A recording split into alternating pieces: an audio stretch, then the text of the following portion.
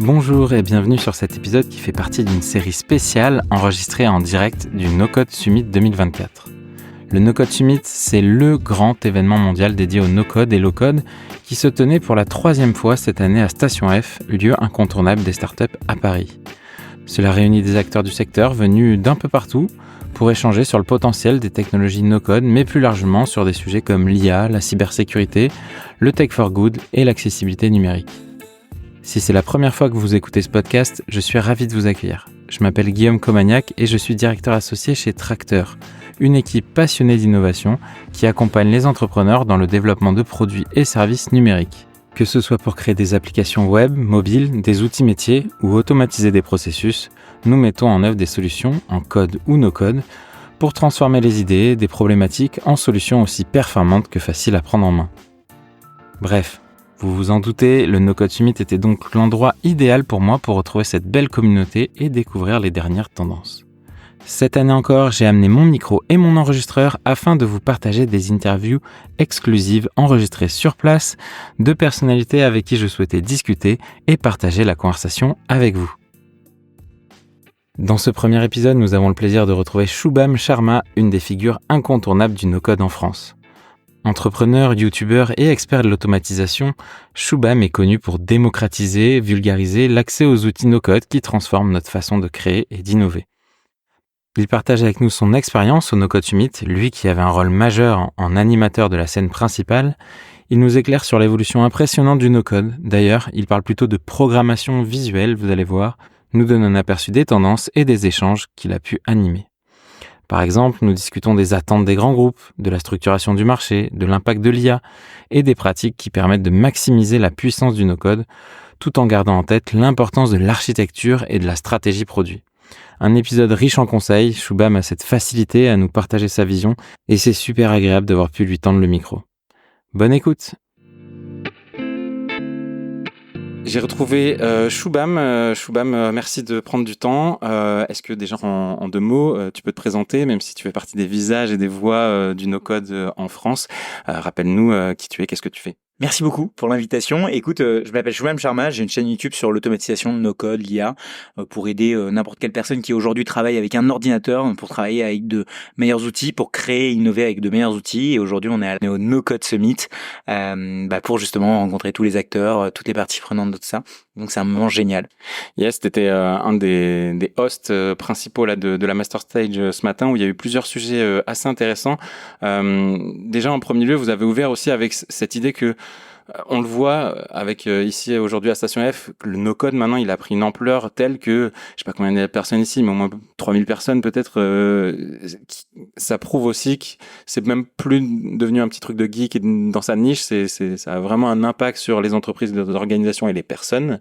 Qu'est-ce que tu peux nous dire toi, ce qu'a vécu en fait toutes ces évolutions là ces dernières années sur ce secteur-là qui bouge? Alors, en effet, c'est plus une hype.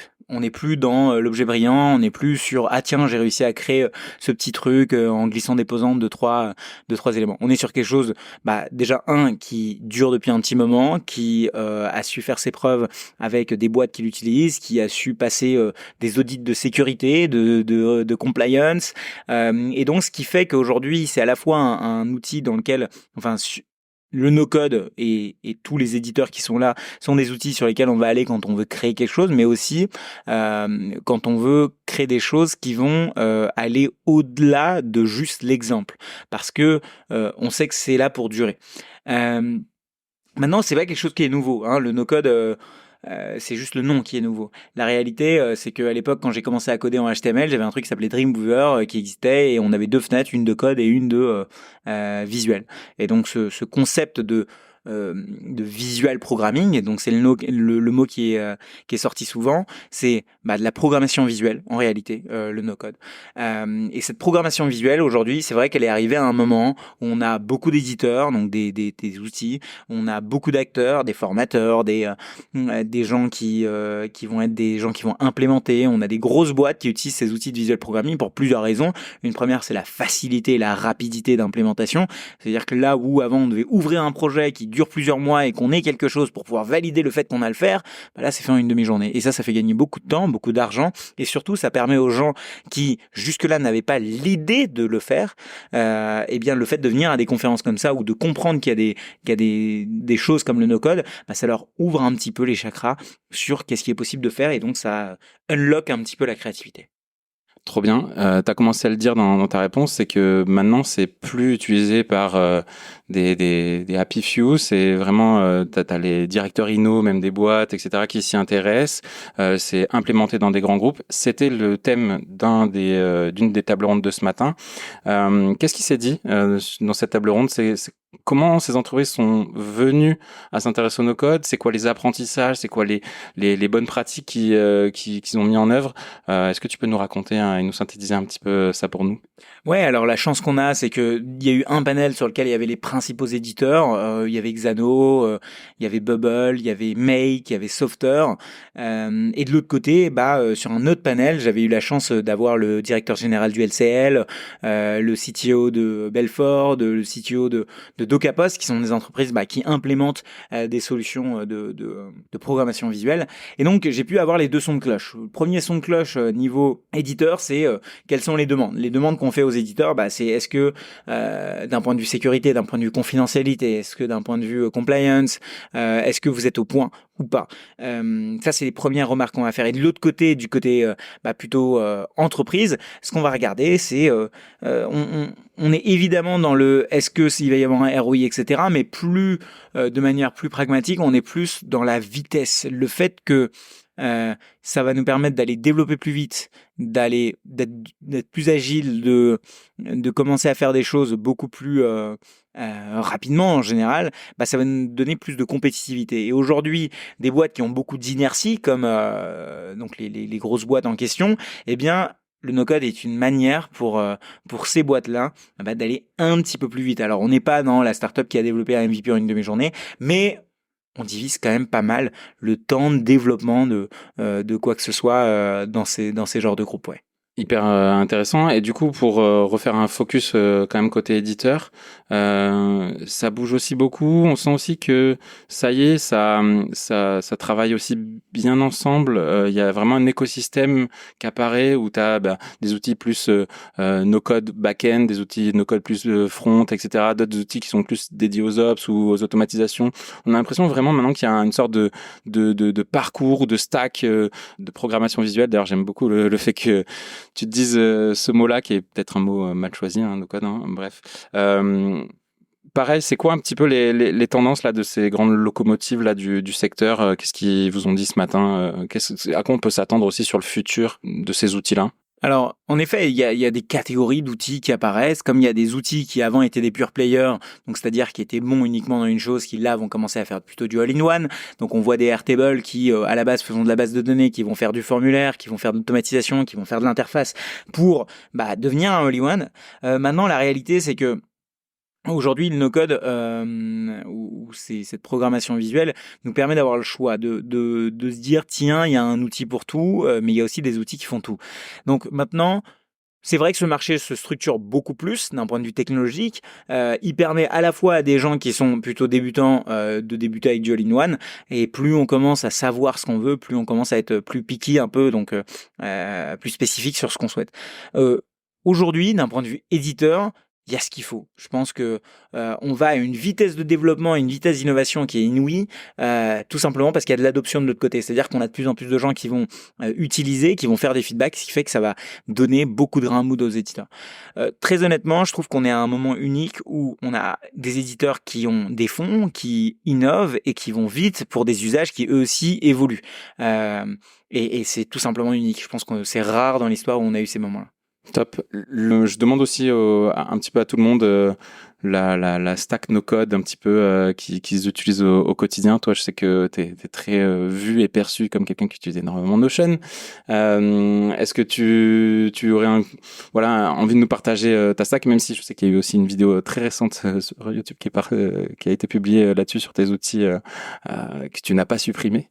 C'est quoi ta stack no-code du quotidien? En fait, je trouve que c'est un peu comme dire c'est quoi les vêtements que tu portes. En fait, tout dépend de s'il pleut, tout dépend de si il fait beau, si tu as envie de te montrer ou si tu as envie de rester chez toi en pyjama. tout a un besoin et tout a un usage. Et c'est un des trucs qui est un petit peu ressorti de ces conversations avec... et franchement, j'ai beaucoup de chance d'avoir pu participer à ce genre de panel et de les animer. C'est que le no-code et l'IA répond à un besoin. Ce sont des outils et ces outils doivent être utilisés quand on en a le besoin. Un outil sert à rien sans besoin. C'est pas parce qu'on a un marteau qu'on va du coup commencer à taper partout sans aucune raison. Par contre, si on a un marteau et un clou et quelque chose à faire, et là c'est intéressant. Donc je pense qu'il faut se remettre un peu là-dedans, et à la fois le fait d'avoir un outil peut un peu nous ouvrir les chakras sur ce qui est possible de faire et nous donner des nouveaux usages. Donc c'est vrai que c'est à double tranchant. Mais pour répondre à ta question qui est quels sont les différents types d'outfits que j'utilise en no-code, ça va vraiment dépendre de mon besoin actuel. Aujourd'hui, pour faire de l'automatisation, c'est vrai que j'ai tendance à utiliser Make parce que je l'enseigne aussi et du coup, je suis très familier à l'outil. J'ai tendance à utiliser du Notion pour tout ce qui est stockage, etc. parce que je l'enseigne aussi et parce que je suis très familier avec. Maintenant, tu vois... demain, si j'ai une nouvelle application à faire, la chance qu'on a, c'est que vu que ça va très vite, mon benchmarking devient de plus en plus aiguisé. Je connais les acteurs, mais je vais pas hésiter à aller sortir et aller voir s'il y a autre chose qui se fait. Aujourd'hui, il y a plein d'outils qui sont obsolètes avec de l'IA, qui vont peut-être le devenir encore plus, et des outils qui vont être on stéroïdes avec de l'IA. Donc, ça va bouger beaucoup, et donner une réponse aujourd'hui... c'est de s'empêcher de changer plus tard aussi. Donc voilà, ceux que je dirais, c'est Make et Notion aujourd'hui sont ceux que j'utilise le plus fréquemment et même quotidiennement. Yes, ok. Et sans t'avoir lancé sur le sujet IA, tu l'as quand même répété 2 ou 3 fois là dans ta réponse. En quoi justement l'avènement un peu aussi de tout ce qui est IA générative notamment vient s'imbriquer naturellement aussi dans le no-code. On le voit typiquement dans des outils comme Make où maintenant on peut lui dire textuellement un peu un scénario qu'on a en tête et il commence à nous créer un squelette, etc. Donc ça, c'est des idées de use case. Qu'est-ce que tu as vu aussi ou perçu qui est assez intéressant sur cette imbrication IA, no-code que tu pourrais nous partager? En fait, c'est une brique de plus. Le no-code, encore une fois, c'est un outil. L'IA aussi. Il y a plein d'outils qui font des liaisons entre les deux. Ouais, quasiment, ouais. Ou on va dire une pince coupante et une pince plutôt multi-usage. Mais en fait, ce que je veux dire par là, c'est que faut pas attendre que les outils fassent des ponts pour les faire. Aujourd'hui, on a plein d'outils qui existent, faut savoir les combiner. C'est des épices qu'on met dans nos plats et il faut juste se dire, tiens, est-ce que je peux pas utiliser ce chatbot couplé à ce truc d'automatisation, couplé à cette génération d'images qui va faire quelque chose. Et je pense que c'est vraiment ça. C'est vrai que je l'ai beaucoup mentionné, mais c'est parce que en fait, aujourd'hui, parler juste de no-code, c'est un outil. Parler juste de l'IA, c'est un outil, mais quand tu combines les deux, ça a quand même une sacrée force, quoi. Moi, j'ai une audience qui est beaucoup d'entrepreneurs ou de porteurs de projets ou des gens qui ont des idées. Maintenant, c'est facile, entre guillemets. En tout cas, c'est le discours qui est vendu en disant ça va être plus facile, il y a du no-code. Alors que, soit moi, j'ai la conviction que c'est pas vrai. Il faut aussi avoir quand même une notion d'architecture ou produit. Mais il y a quand même, faut le dire, ce discours qui est un peu vendu de tu peux faire ton MVP facile, etc. Il y a tellement d'outils, il y a tellement de facilités que on en vient presque à se perdre aussi. Quand tu croises justement des gens qui ont des projets, qui ont identifié que le no-code pouvait être quelque chose qui allait les aider à bootstrapper, à lancer leur projet, en général, c'est quoi le petit tips que tu leur donnes qui peut peut-être les aider sur ce chemin-là? En fait, je pense qu'il y a plusieurs usages avec un seul outil. Je prends quelque chose comme Notion. Notion, ils font extrêmement attention à dire, on est un outil simple, mais tu peux aller faire plein de choses très complexes avec. La programmation, donc c'est-à-dire, où je vais parler plutôt ce dont je parlais ce matin, l'interface homme-machine. En fait, aujourd'hui, on a des ordinateurs, on a nous, et on a l'interface. L'interface, c'est toutes les interactions qu'on doit faire pour pouvoir arriver à notre fin. Bon, aujourd'hui, un iPhone, c'est un ordinateur, l'interface, c'est l'écran, et le fait de pouvoir swiper et d'envoyer des choses, c'est que l'interface a été extrêmement simplifiée pour pouvoir répondre à un usage. Maintenant, quand l'usage, il n'est pas prédéfini, avant, on devait passer par du code. Aujourd'hui, on a créé des facilitateurs comme l'écran tactile pour pouvoir nous permettre de faire ça. Mais ça n'empêche pas que ce facilitateur, il peut permettre de faire des choses hyper simples, mais une ou deux choses hyper simples. Mais dès qu'on veut aller dans des choses qui ne sont pas prévus ou qui sont un tout petit peu plus complexes, faut savoir comment un ordinateur fonctionne, faut savoir ce que c'est qu'une base de données, faut savoir ce que c'est qu'un front-end, faut savoir structurer les choses. Et en fait, je pense que c'est un outil qui se consomme de plein de manières différentes et qui a ses propres besoins, mais ne pas oublier que c'est une interface et que cette interface, elle a des complexités. Et faut pas s'en cacher. Après, ça n'empêche que, avec une interface machine simplifiée, on peut faire des choses sympas même sans savoir coder. Mais c'est 3% du truc. Et c'est le côté waouh. En fait, c'est l'espèce de truc un peu sympa qu'on va montrer pour faire comprendre nos codes aux gens. Mais la réalité, c'est que ça n'exempte pas d'une réflexion architecturale, ingénierie. Ouais, merci de le redire. Je pense que c'est quand même un discours qu'il va falloir qu'on continue d'avoir pour pas que ça devienne un peu une caricature le no-code et dire le no-code c'est facile. Et une dernière question, merci beaucoup pour ton temps. Tu es dans cette phase, après quelques années de solopreneur, de digital nomade, etc., de revenir dans une phase plus de création d'équipe, etc. Là encore, on parle aussi de ce mouvement qui est le no-code ops, etc., et de à quel point ces outils permettent aussi d'avoir une gestion, une stratégie d'entreprise qui est peut-être plus fluide, qui facilite certaines choses, comme par exemple du onboarding ou du recrutement, etc. Quelle place ça va avoir tes connaissances et ton expérience là-dedans dans la gestion et de ton entreprise? 100% de la place. Je pense qu'il y a plein de choses pour lesquelles les êtres humains sont très bons, réfléchir, utiliser du cerveau, cogiter. Il y a plein de choses sur lesquelles ils sont pas les meilleurs, et je pense qu'il faut en être conscient et savoir utiliser les bons outils aux bons endroits pour empower les bonnes personnes, c'est le game, quoi. Et jusque là, c'est vrai que j'étais plus dans une stratégie de kiff, à voyager, à faire plein de choses sur le côté, de ne pas les faire à 100% pour préserver ma qualité de vie. Là, je suis dans une approche, je suis revenu à Paris, je suis dans une approche où allez, on va tester un autre chapitre qui va être un petit peu différent. C'est pas un level up, c'est pas un level down, mais c'est un nouvel arc d'une story et je suis extrêmement content et enthousiaste à l'idée d'eux. Je ne sais pas encore à quoi ça va ressembler de manière concrète, mais ce qui est clair, c'est que là où j'ai des plein de boîtes à le faire, je vais pouvoir le faire moi et j'ai toutes les best practices et les pièges dans lesquels il faut pas que je tombe. Les personnes qui ont envie d'en savoir plus sur toi et de te suivre, on les envoie où ? Sur ma chaîne YouTube principalement, Shubham Sharma, avec un S, puis sur LinkedIn, parfois je communique. Top, merci Shubham, bon no-code summit à toi et puis au plaisir de se recroiser bientôt. Merci beaucoup pour l'invitation, ça me fait hyper plaisir. C'est la fin de cet épisode. Si vous êtes toujours là, merci infiniment. J'espère que vous avez passé un bon moment et si c'est le cas, vous connaissez la formule. Like, partage, commentaire, toutes ces petites actions ont un impact et peuvent aider le podcast à se développer. Je vous donne rendez-vous bientôt pour un prochain épisode.